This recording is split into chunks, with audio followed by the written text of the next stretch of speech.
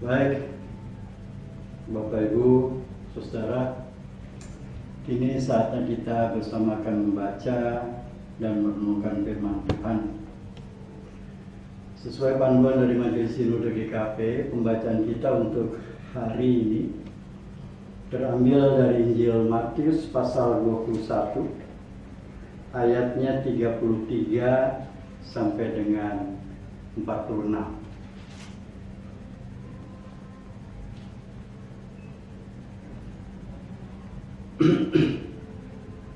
Sebelumnya mari kita berdoa.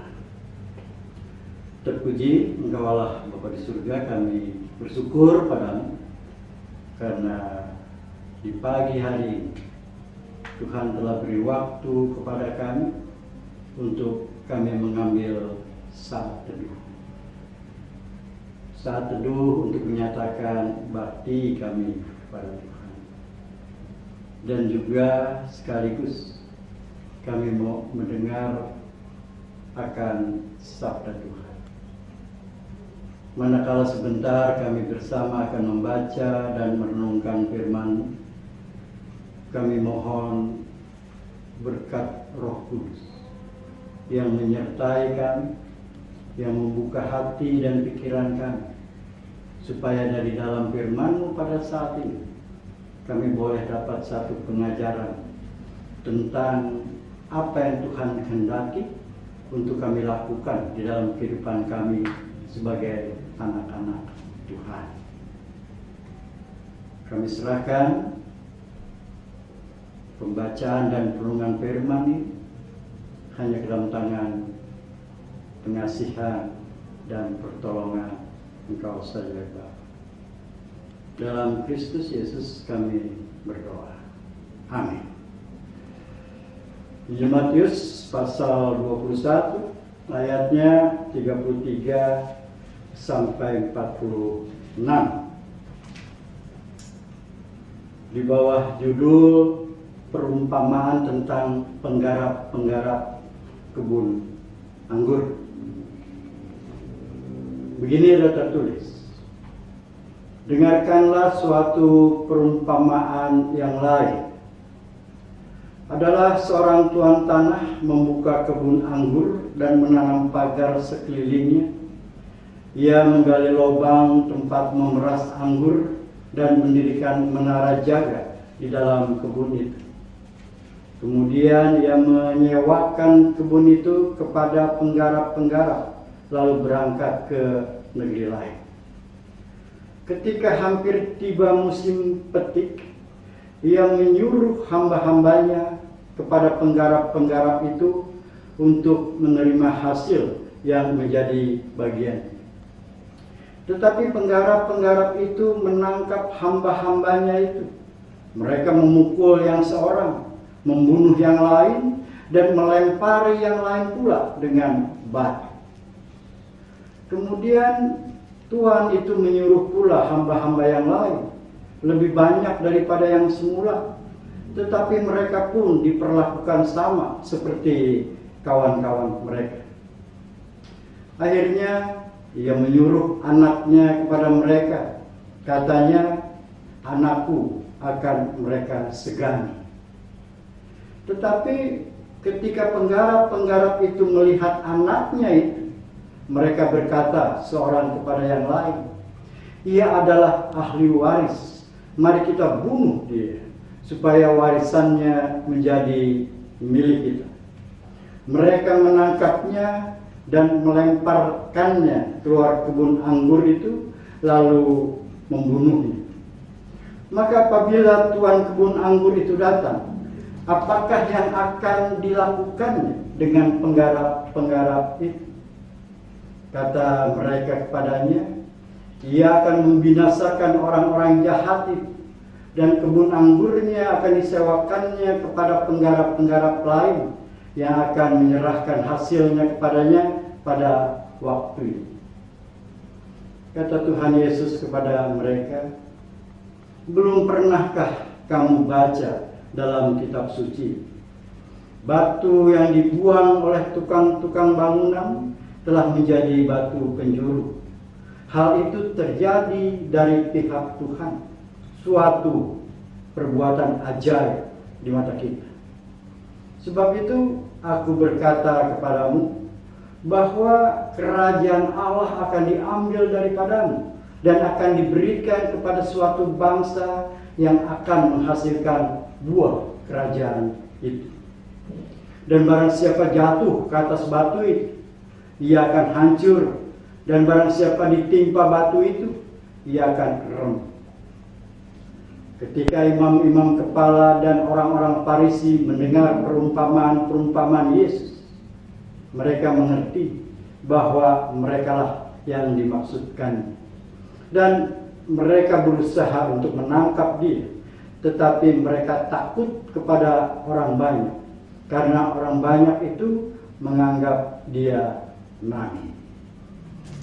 Sampai di situ pembacaan firman Tuhan. Yang berbahagia adalah kita yang mendengar, memelihara, dan melakukan firman dalam kehidupan sehari-hari kita. Haleluya.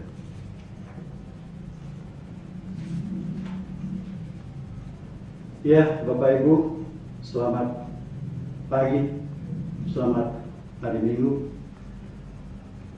Kalau Bapak Ibu masih ingat pada pertemuan kita, kalau tidak salah 6 minggu yang lalu, yang pada saat itu bisa langsung tatap muka.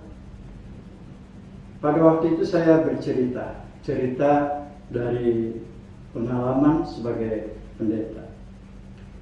Nah, kali ini walaupun tidak bisa langsung bertatap muka karena ada PSBB kembali diberlakukan di Jakarta, tetapi untuk mengantar masuk ke dalam renungan, saya juga mau cerita. Tetapi sebelumnya Bapak Ibu, saya mau numpang nanya. Bapak Ibu tahu Kabaya? Ada yang kenal? Kalau banyak yang tidak tahu, yang tidak kenal, saya kasih tahu ya, saya kenalin. Nah, saudara, Kabayan adalah nama tokoh cerita, nama tokoh dongeng orang Sunda. Ia digambarkan sebagai pribadi yang sederhana, lugu, lucu, sedikit dungu, dan agak kepala batu. Nah, pada suatu hari, saudara, nampak si Kabayan sedang sibuk ngecat rumahnya. Tapi cara ngecatnya nggak umum. Tidak sebagaimana biasanya orang ngecat. Belum kelar bidang tembok yang ini, dia pindah ke bidang tembok itu. Belum kelar bidang tembok yang itu, dia pindah lagi ke bidang tembok yang lain. Belum kelar bidang tembok yang lain itu, dia pindah lagi ke bidang tembok yang lain. Udah jadi nggak karuan warna rumahnya. Nah, kebetulan saat itu tetangganya lewat dan ngelihat cara ngecatnya seperti itu, dia tegur si Kabayan. Kabayan, kalau ngecat rumah enggak begitu sebidang-sebidang atuh. Udah kelar bidang yang ini baru pindah ke bidang yang itu. Udah kelar bidang yang itu baru pindah ke bidang yang lainnya. Supaya rapi. Ini mah jadi belang bentong warna rumah kami. Gimana ini lagi? Catnya ucrat-acret kemana-mana. Kan jadi boros. Dan juga motorin mobil. Saudara, ditegur, diingetin, dinasehatin seperti itu. Bukannya kemudian jadi eling, sadar dan berubah. Si Kabayan mau marah. Emangnya kenapa? Rumah gua, yang beli cat gua, yang ngecat gua. Lu peduli apa? Saudara, dalam hal ini benar enggak sikap saya?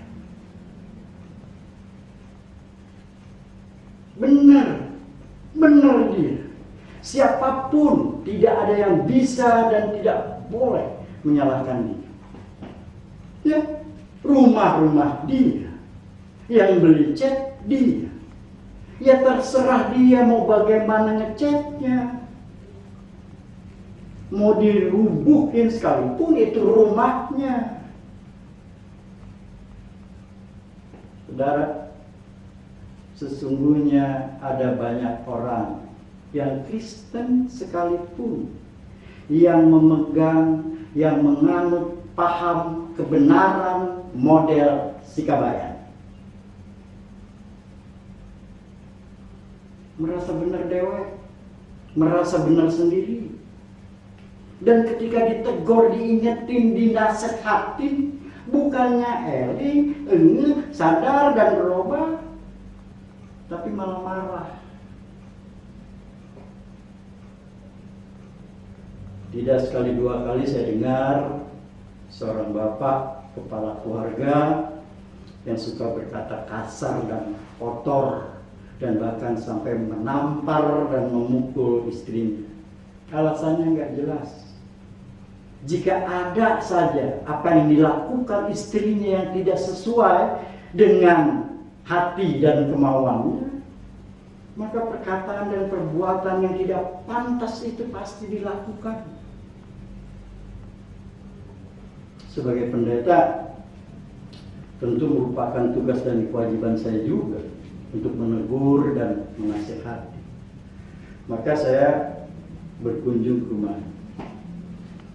Tapi saudara, baru ditanya untuk memastikan apa yang dikatakan orang, dia sudah marah sambil membentak dan menunjuk-nunjuk.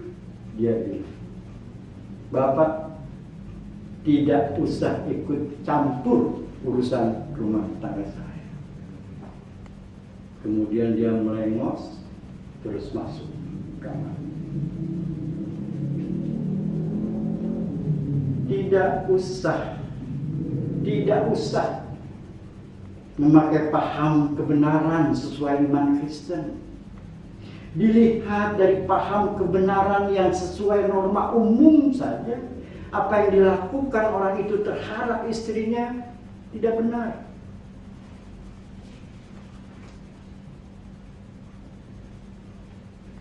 Kasus lain, saya tahu kalau orang ini rajin kebaktian, di hari Minggu dia selalu datang ke gereja. Tapi ada banyak orang yang bilang sepulang dari kebaktian Minggu dia suka pergi lagi untuk berjudi, ngadu ayam jago.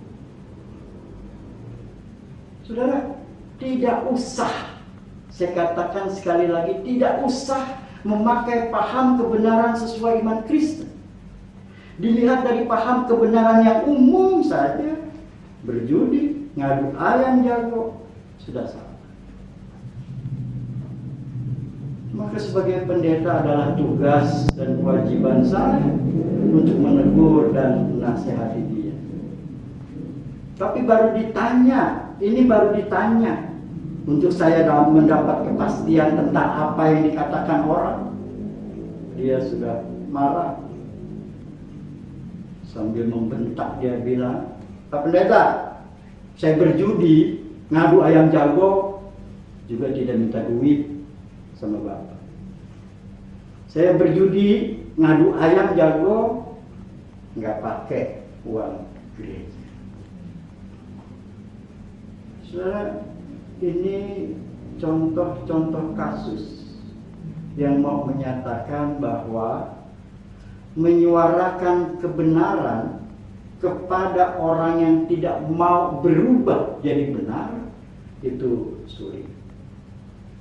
Besar resikonya, paling tidak dibenci, dimarahi, dicaci maki.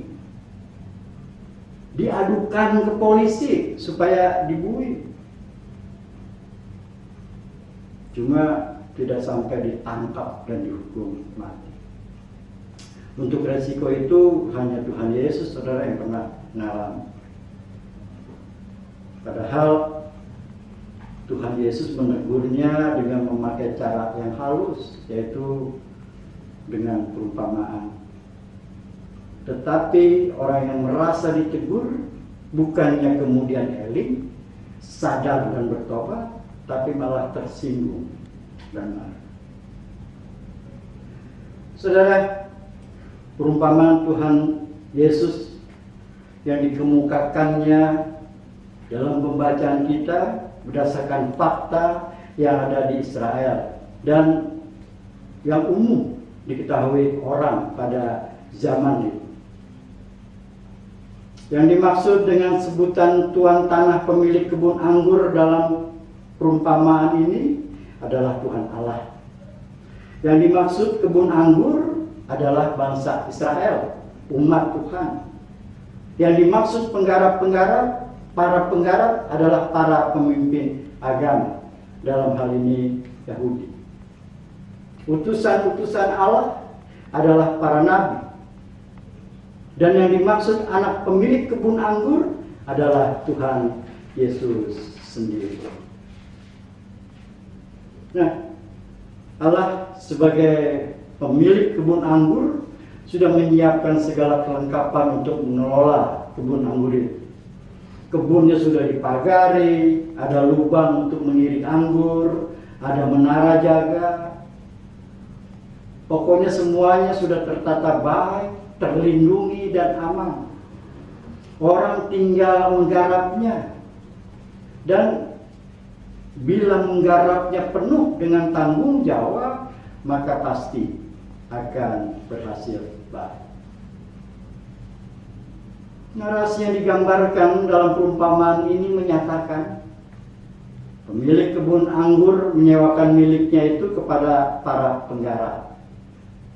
Tetapi setelah itu ia pergi ke negeri lain. Kepergian pemilik kebun anggur ini hendak menunjukkan bahwa ia mempercayakan sepenuhnya penggarapan kebun anggurnya itu kepada para penggarap. Ia tidak bersikap seperti mandor atau polisi yang melakukan pengawasan ketat. Pemilik kebun anggur memberi kebebasan kepada penggarap. Itu memang hak mereka. Namun, kebebasan yang dimiliki sebagai penggarap bukan kebebasan mutlak. Sebab mereka terikat kepada perjanjian, terikat pada ketentuan sebagai batasan kebebasan. Ketentuan atau ketetapan itu jelas, yaitu jika masa panen tiba, para penggarap berkewajiban memberikan sebagian hasil panennya sesuai dengan aturan yang sudah disepakati sebagai tanggung jawab kepada pemilik kebun. Namun dalam pelaksanaannya terjadi kecurangan. Para penggarap tidak menunjukkan itikat yang baik. Justru mereka serakah, ingin menguasai hak milik tuan tanah dengan kejam dan terus terang. Mereka menganiaya para utusan tuan pemilik kebun anggur. Utusan yang pertama disiksa dan dibunuh. Utusan yang berikutnya juga mengalami nasib yang sama.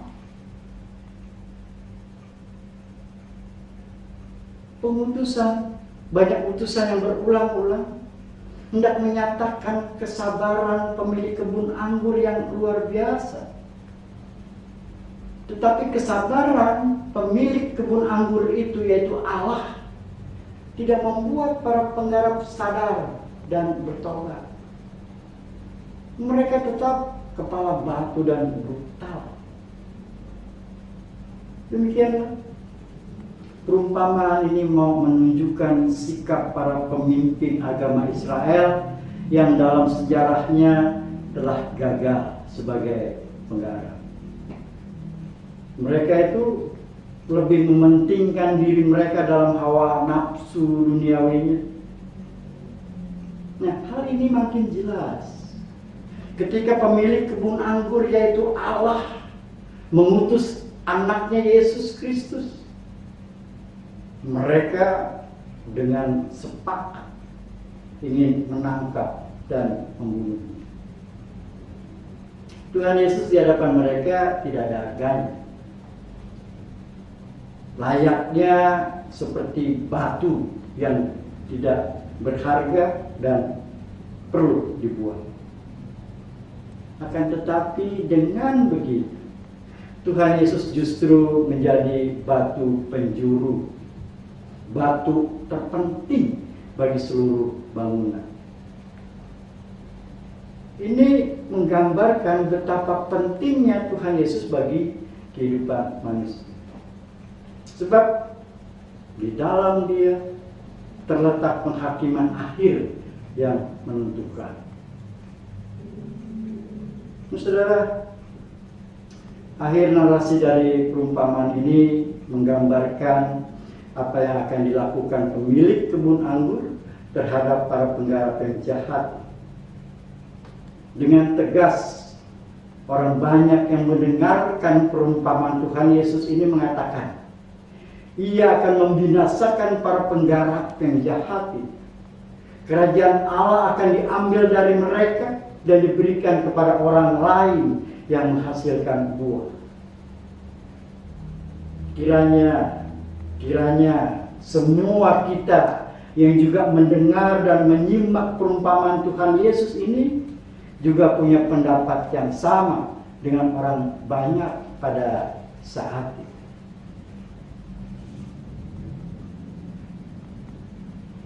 Benar kebayang? Itu rumahmu, yang beli cek kamu, tapi caramu ngecat yang tidak sesuai ketentuan umum itu salah. Setiap hari kau mau semprot dia dengan kata-kata kasar dan kotor, kamu mau pukuli dia, saya nggak peduli. Sebab dia istrimu, dia hak milikmu. Tapi yang saya peduli adalah kepada perbuatanmu yang salah, yang tidak sesuai ketentuan.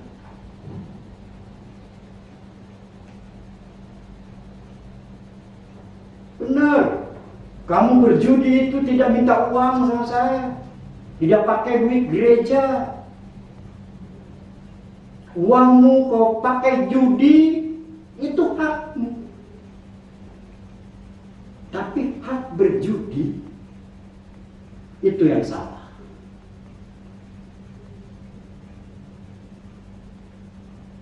Saudara, ada kelompok orang yang juga mendengarkan perumpamaan Tuhan Yesus ini. Bukannya kemudian jadi eling, sadar dan bertobat, tapi malah tersinggung dan marah. Kepada orang-orang yang demikian, Tuhan Yesus mengiyakan apa yang dikatakan orang banyak, bahwa Allah akan membinasakan orang-orang jahat dan kerajaan Allah akan diambil daripadanya.